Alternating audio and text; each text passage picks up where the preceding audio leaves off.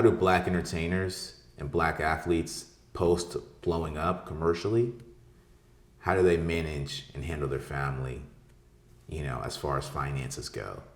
Because once they blow up, they're perceived to have an abundance of wealth when maybe the checks haven't cleared yet, royalties haven't come in yet, and we're known in our community to eat the seeds of our labor before they grow into, they blossom into trees of wealth and money. So how do you manage and handle your loved ones, friends, the new cousins you have, if you're a black entertainer or athlete, on the brink of massive success?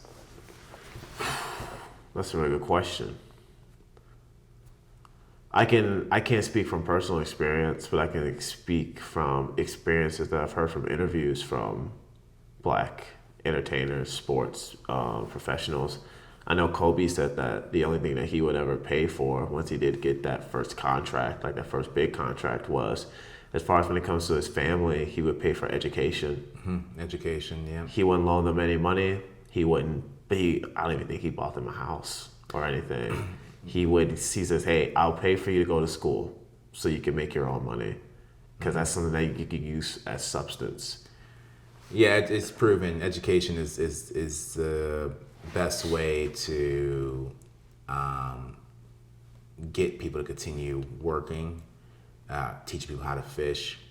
Because if you skip that step and you give money for the Louis bag or the Gucci bag, or the car, or even the house in a neighborhood that they can't afford, that's also a thing. Yeah. If you're going to buy a home, buy a modest one in a modest neighborhood. Because once you get them one in a class or in an area that they cannot compete or generate the money of their neighbors, they're going to play keeping up with the Jones. They're going to need furniture that outperforms their neighbors' furniture. They're going to need other stuff to show that they're on the same status. If they're not generating that same money, there's no reason to put them in a position where they have to feel like they have to fit in, and then you have to generate that money for them. Yeah. So I think that's the best way to, like you said, stay away from the materialistic things, the superficial things that'll create an ego or something, create that need for more, Right. While it's with education, heck, I'll pay for you to get a doctor's degree. As long as you don't got to pay me back, as long as you go out there and do what you're supposed to do and make your own money, that'll make me happy. I know that's money well spent. Right. But if I'm out here buying Gucci bags, all this name brand stuff that has no value in it, that depreciates as soon as you walk out the store, just like a car. Absolutely. You know what I mean? It's like, what's the point? But the problem is that we live in such a hyper-consumer society where we want to be perceived to be on a certain level. Right. There are social media influencers out there who, you can, by their stories, they live a fancy lifestyle.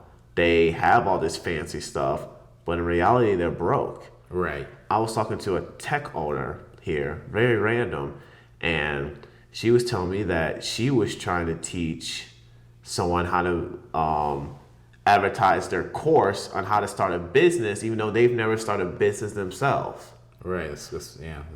We live in a toxic industry called the self-help industry, where when you go on YouTube, you see someone always offering a course, right? Always offering a way for you to get rich quick and everything, right? And that's the type of world that we live in. So basically, what I'm trying to say is that we live in a hyper-consumerist world. We do. And that can be the downfall of a lot of people, is being hyper-consumers. You can go broke. People can kill you over those belongings. We've seen that happen unfortunately, with XXXTentacion, with PBD Rock and everything. They died because of the things that they had. I'm so correct because we said every name wrong right there. Yeah. XXXTentacion and PNB Rock. PNB Rock. But, it's people mostly... They died over the materials that they had. Right. And they can do more harm than good, is what I'm saying. They can. And so this is where the conflict comes. I've recommended it before. I think any person who's on their way to acquiring wealth or already has wealth, I'd recommend a book called The Millionaire Next Door. It's the most boring book ever, so I don't want to hear about, it's not a novel. but it will show you exactly where, who keeps money in their family and who doesn't. And it goes into saying that, America does push, and a lot of countries do, because everyone's following America. America's entertainment capital. We think that high income has to equal hyperconsumption. Hyperconsumption is huge here. And the reason why is the majority of millionaires are not hyper consumers. But no one wants to do a documentary on your neighbor Joe, the plumber, with $6 million, who drives a F-150 to work, lives with his wife he's been married to his whole life, and his family that have, regular traditions. They rather watch the millionaire who's kind of risking it all, who goes from millionaire to broke, back to millionaire to broke again. Mostly entertainers like rappers. Broke again. The guy who's on the jet ski, the guy who has a lot of women around him, the guy who may end up in the alley in 10 years. But right now, he's entertaining us. So that's the guy we want to watch. So Millionaire Next Door lets you know that the wealthiest people amongst us don't need to flash it, and they don't tend to flash it.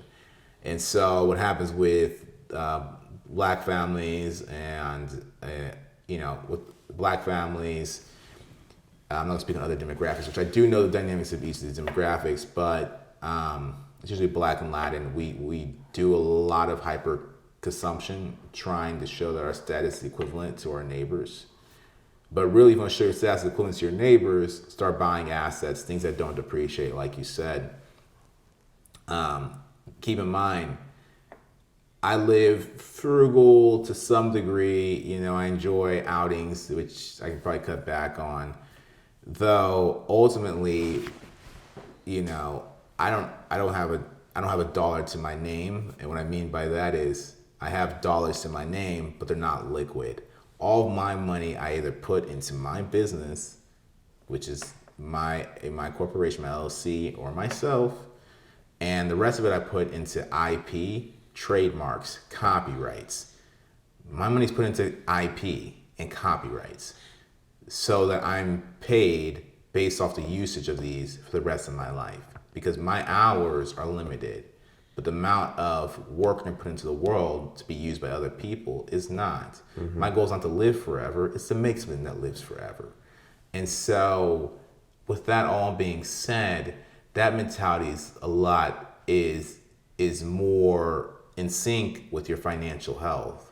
People talk about being rich or being broke. It's really about financial health. It's the conversation we're having here today. Yeah, and just spending your money wisely. And how can you, through the midst of your success or your perceived success, especially in entertainment, there's a flashy. There's a window. Entertainment is a window, and there's also a flashy element to it. It's similar to being a doctor or a lawyer. We talked about this before. Yeah. How doctors usually have less in their bank account. Our doctors tend to, at retirement, have less in their bank account than some teachers do. It's because doctors feel like they have to look like they're a doctor that is making a lot of money. Their furniture costs more. Their house costs more. Their kids are in private school. Their kids are in clubs. Their kids are at the gym Equinox for $300 a month. $300, Jesus. So they have all these expenses that they really don't have much. They're really, once they stop performing surgeries, and once they go on vacation, so does their money. Mm-hmm. As where a teacher has time to allocate towards investing, and so that money is used by other people, and they bring it back to that teacher, so the teacher has a lot more sitting there. Well, entertainers have that same dilemma. It's an entertainment dilemma where you think that being flashy, actors have it best, I'll tell you, but the rappers have it the worst. Yeah, you think you have to be flashy before you're on. And so you're spending your money to display wealth you don't have. And then you're a target for the wealth you don't have. So people are coming after you based off money that you don't even have. That's money that's not even liquid. And man, I can go all day on that. So yeah, for sure. Ultimately, it's about your financial health. And through the midst of your success, how can you maintain your family's financial health? You have to teach yourself financial health, because the high school isn't going to teach you, college isn't going to teach you. Amen to that. No one's going to teach you. You have to learn about it yourself and put it into practice. I know, Ocho Cinco, the wide receiver? Yep. Did you read that? Did you watch this podcast with Shannon Sharp? Not his podcast, but you see Shannon Sharp's podcast with him on it? I heard about it. This dude is super intelligent. This man didn't have his own apartment until like year 3 or 4 into his NFL career. He saved 80% of his salary. Yeah. He bought fake jewelry. Yep. He bought fake everything to make it look like that he was on, but he really wasn't. Yeah. And he said that he used to sleep in his team's facility, and he never had his own apartment. He said, "I got everything for me here. I got a gym. I got I got food. You know, he had everything there, and his team let him do it." But I think he was his owner, and his agent was like, "Dude, you got to get your own apartment, man. Like, you're not a rookie anymore. You get it." And I think he was able to get away with this because he was that guy. He's one of the best wide receivers of all time. Right. But he just never. He saved 80, like almost. I think it's a little bit above 80% of his salary because he was just cheap. And now he's teaching his kids the same thing. Now he's just now getting married, and now he said he's going all out for his wife. You know, but it's just. But now he was able to use that income that he earned from the NFL, Right. and he turned it into something. Now he has multiple streams of income. He has his own business. He has real estate, and all of that. And I admire that a lot because that's something that a lot of us just don't do. And I want to copy that model. No question. Yeah, I've heard mixed things with that model. I'll tell you, every man's pro that model. And then every a couple women I've heard talk about that model, they don't like it very much. There's nothing to turn on about there's no turn on about being cheap, they would call it. Now here's the deal, guys, you cannot play this game for spectators. I know entertainment can feel like a spectator sport, but financial health is not a spectator sport. Financial health is about your performance for the long term, the long run, and your family's performance. Do not play it for the spectators. Do not pull up in the vehicle to show spectators what you're doing. We know you're well.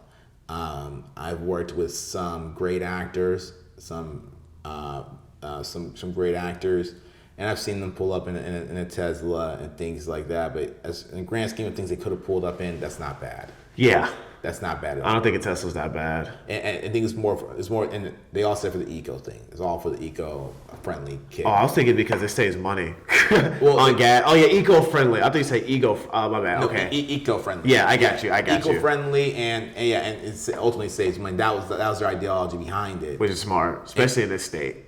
Exactly. So that's what their outlook on it was. And part of me is like, oh, that's what they drive. That's it. But part of me had to correct myself quickly and say, this man's like 30, 40 movies deep, and it's kind of the movies you were raised on. So if you don't think he has money, then I don't know what to tell you, homie. Like, I really don't know what to tell you. Yeah. You need to go talk to the guy you think that does have money based off flexing, and tell him to show you his statements, because it's not all, not everything that glitters is gold. So, guys, financial health is not about perceived wealth. It's about actual wealth. So we got to stop flexing and start investing in things that appreciate opposed to depreciate. So if you're following our model, which we're just getting started, to go follow somebody else, please go follow someone else. Read Millionaire Next Door. But for Josh and myself, we're investing in IP, and that's our game to financial freedom. Yep. All right, it's the Black Hollywood, and we're out. Yes, sir.